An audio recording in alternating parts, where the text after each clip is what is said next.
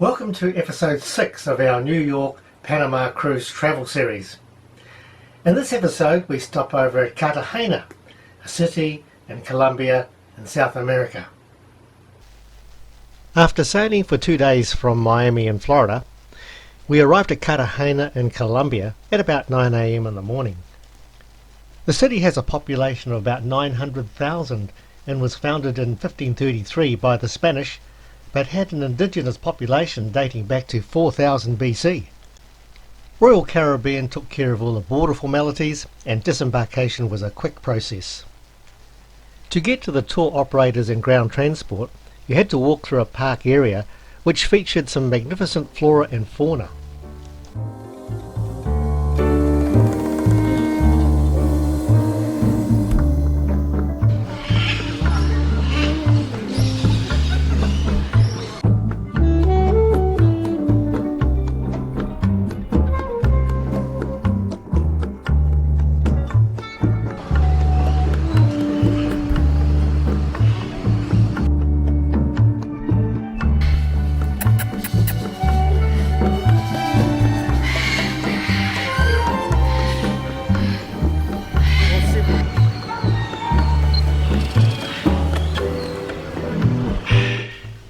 We had pre-booked a city tour with CartagenaTours.com for $70 US, which was much cheaper than booking through Royal Caribbean.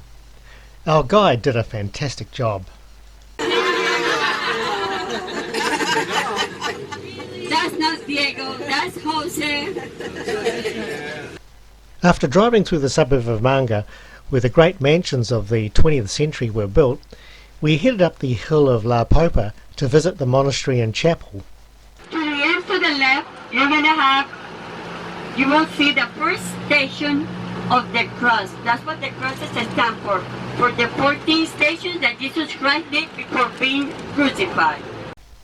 On arriving at the car park, you're met by a barrage of trinket sellers. However, the sellers aren't allowed in the church grounds, which made the whole visit more pleasant. Just outside the church building, we stopped for a moment to take in a panoramic view of Cartagena.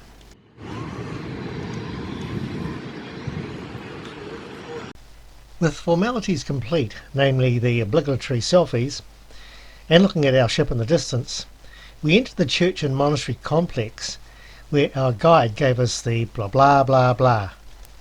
The complex dates back to 1607 and took about 7 years to build, and it's still a working monastery today. It's located on the highest point of Cartagena and has a garden, a small museum and a shop.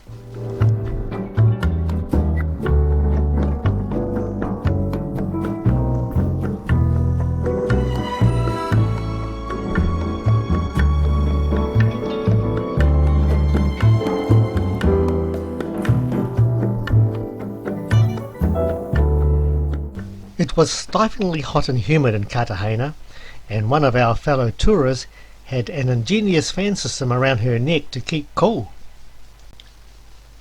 It was a welcome relief to get into our 12-seater air-conditioned van and head to our next destination, the San Felipe de Barajas fort, which was only a few minutes' drive away. Once at the fort, we stopped for a photo shoot and a quick look around.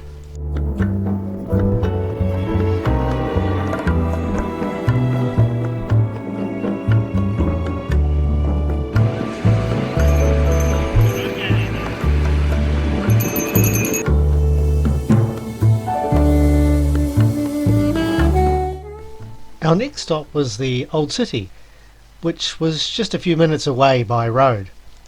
Our tour of the Old City started by walking up the ramp to the Old City walls.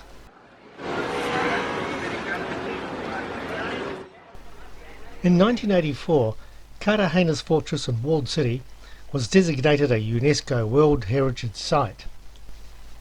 Construction of the walls began on September the 8th, 1614 by order of King Philip II after the attack of Sir Francis Drake.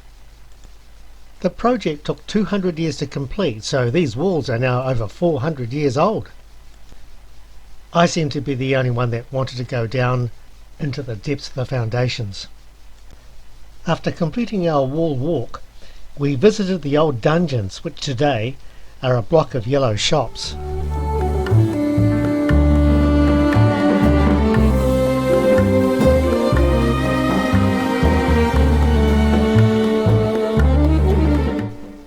We then hopped back into our minivan and went further into the old city to continue our walking tour, passing by Sofitel Santa Clara and Cartagena's icon, women in their traditional dress usually selling fruit from head-mounted baskets.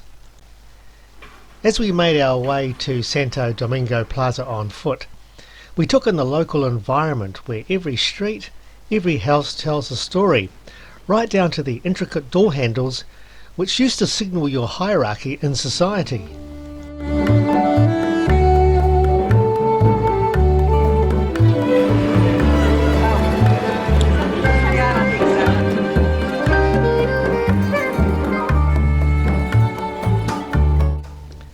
A statue by Fernando Botero was a real eye-catcher, described as voluptuous. While at the plaza, we went into the church of Santo Domingo for a bit of a look around.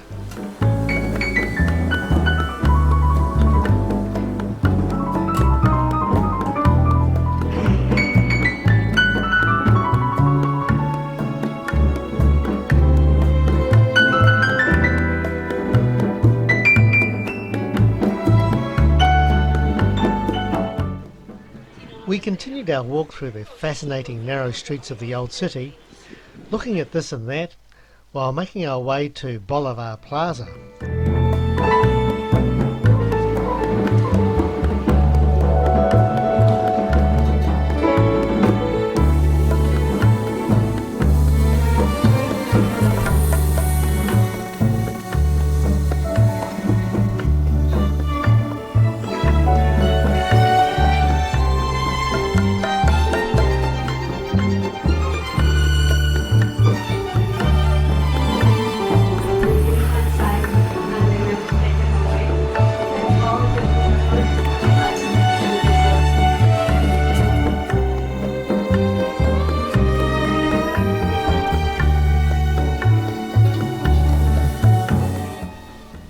Bolivar Plaza was named after Simón Bolívar, who was a Venezuelan soldier and statesman who played a central role in the South American independence movement. He served as President of Colombia from 1819 to 1830. The country of Bolivia is named after him. That's him riding on the horse. Opposite the Bolivar Plaza is the Cathedral of St. Catherine of Alexandria. This Spanish-style Catholic basilica was built during the 16th and 17th centuries and is a national monument.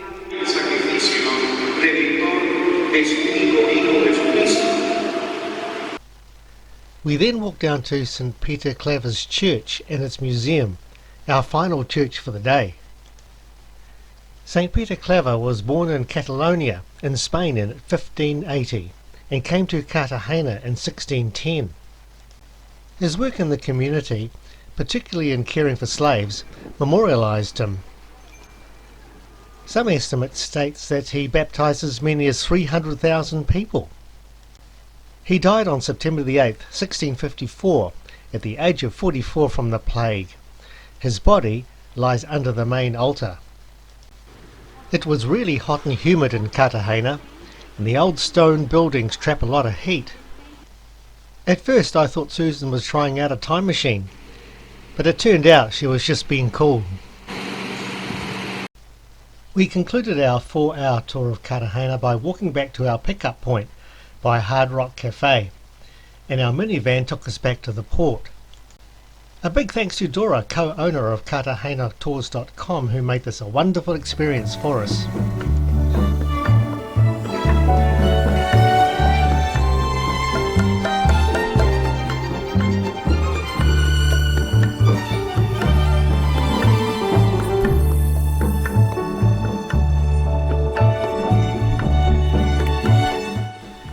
We hope you enjoyed coming along with us for a taste of Cartagena, and in our next episode we cruise through the Panama Canal. Susan cruises through once and I cruise through twice. So how did that happen? Find out by staying tuned for episode 7, Cruising the Panama Canal.